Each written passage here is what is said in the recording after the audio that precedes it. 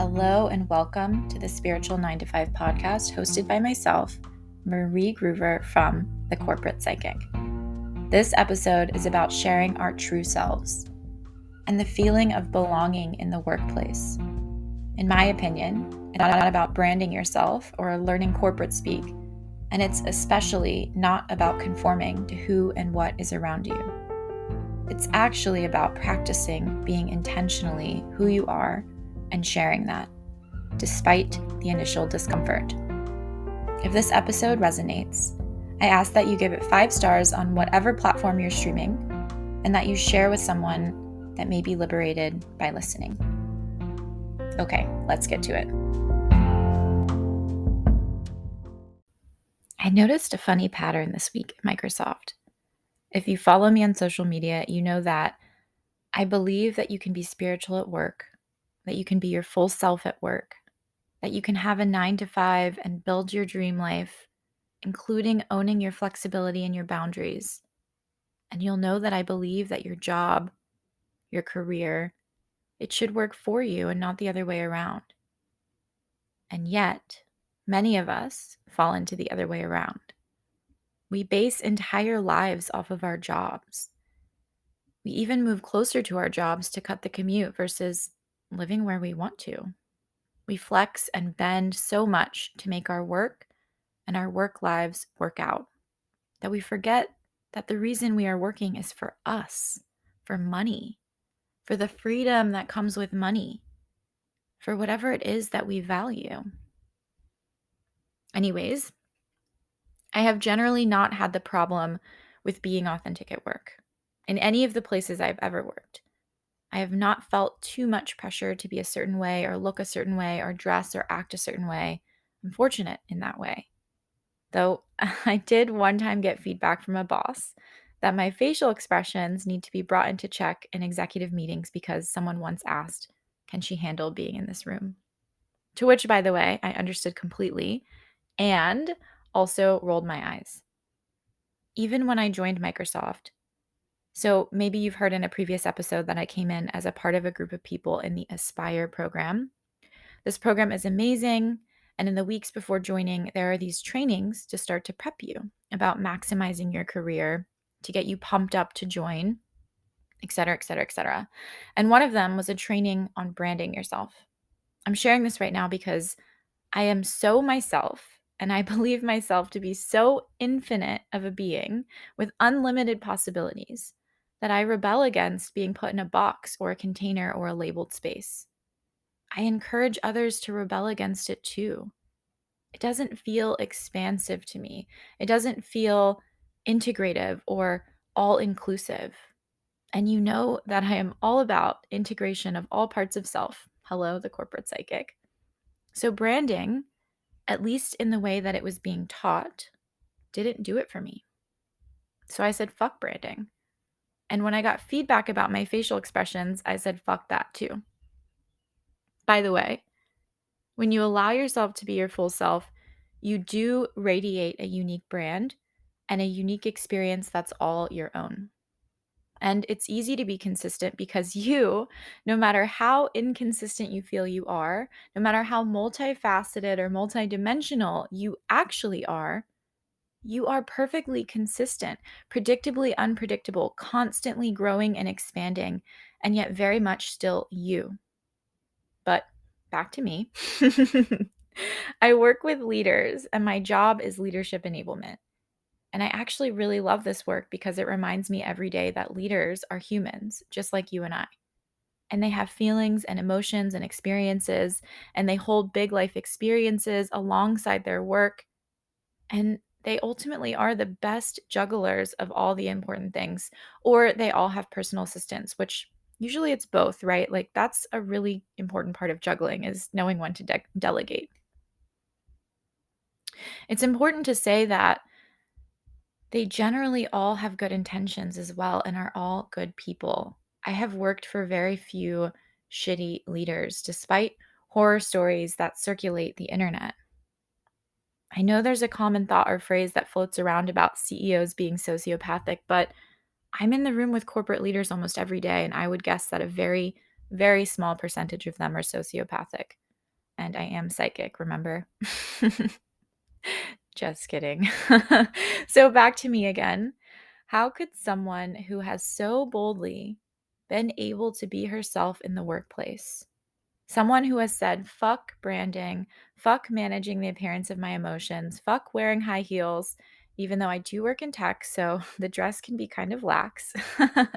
How could someone like myself end up working in roles with such high levels of trust and responsibility? Well, I think the humanness in me appealed to some of the humanness in the people who decided to hire me over teams and over time. And I do think my work is good.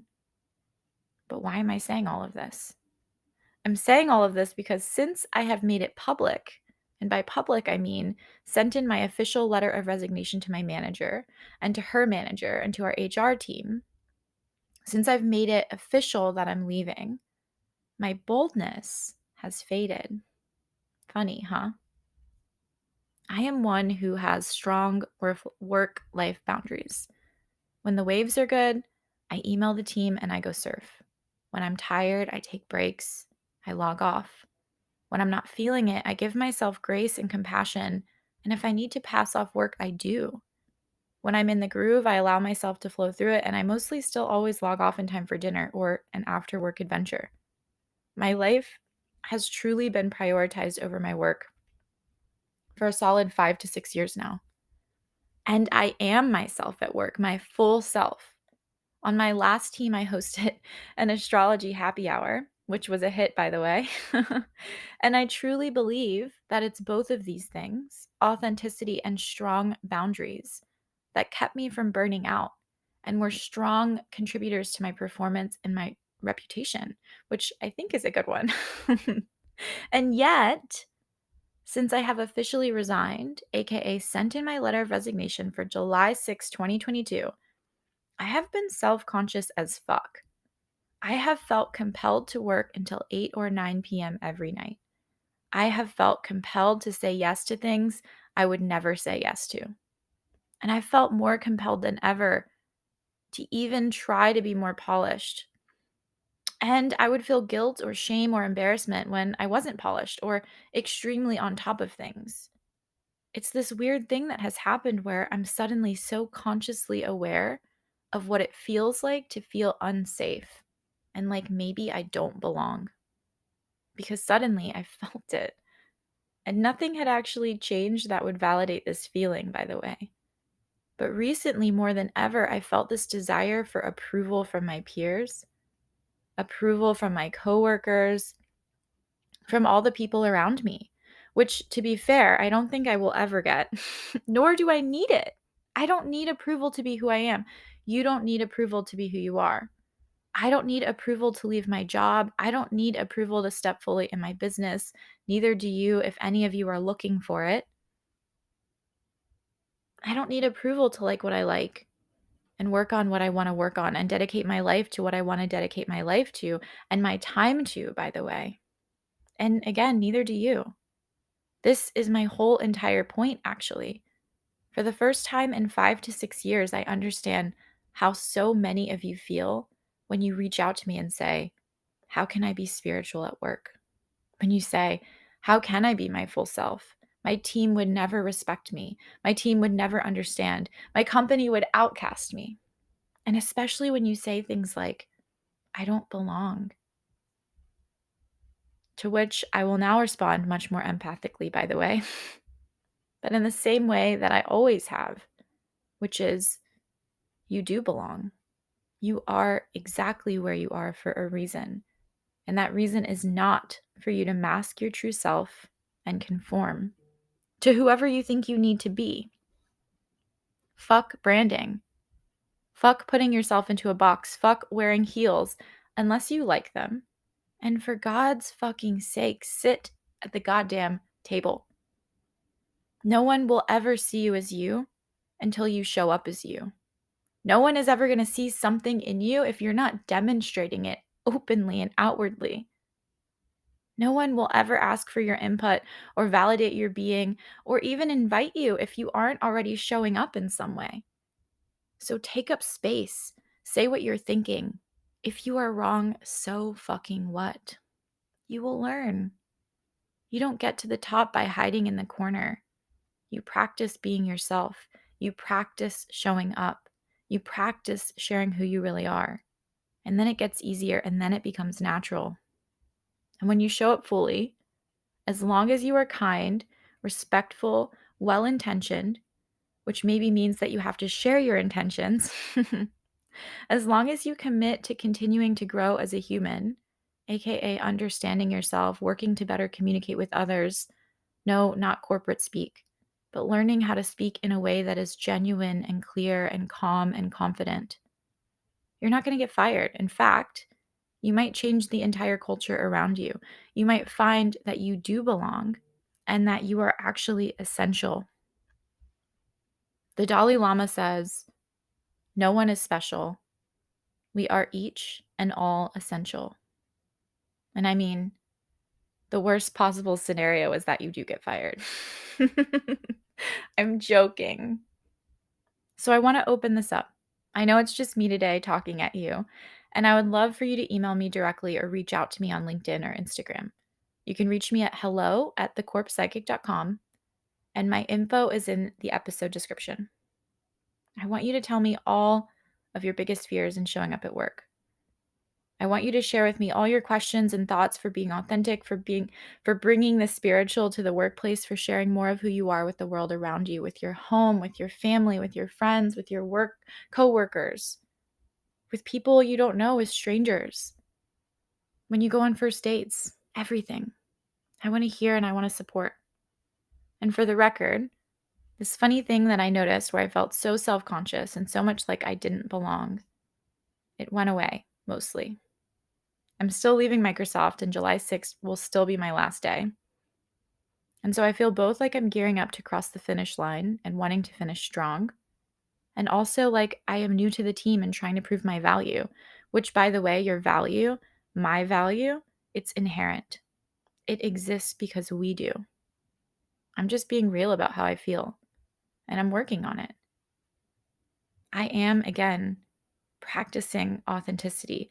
I'm relearning how to kindly share and enforce my boundaries. I'm relearning how to be comfortable when I'm not comfortable.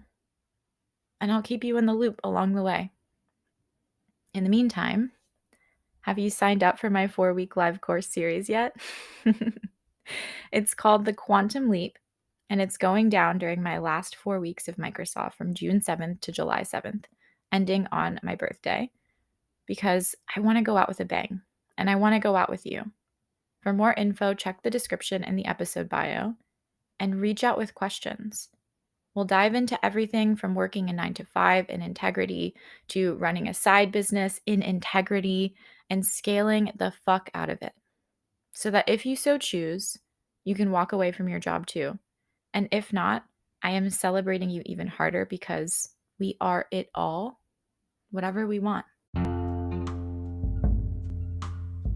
Thank you for listening to the Spiritual 9-to-5 podcast with myself, Marie, from The Corporate Psychic. Save and follow for more wisdom. If this work resonates, please share it with someone who may connect, and rate the show. Reach out with questions or topic requests. You can find me at hello@thecorpspsychic.com. And don't forget to register for The Quantum Leap beginning on June 7th. Wherever you are, whatever is on your mind, I hope to meet again, maybe in the next episode, right here. I'm honoring you, and with gratitude, good day.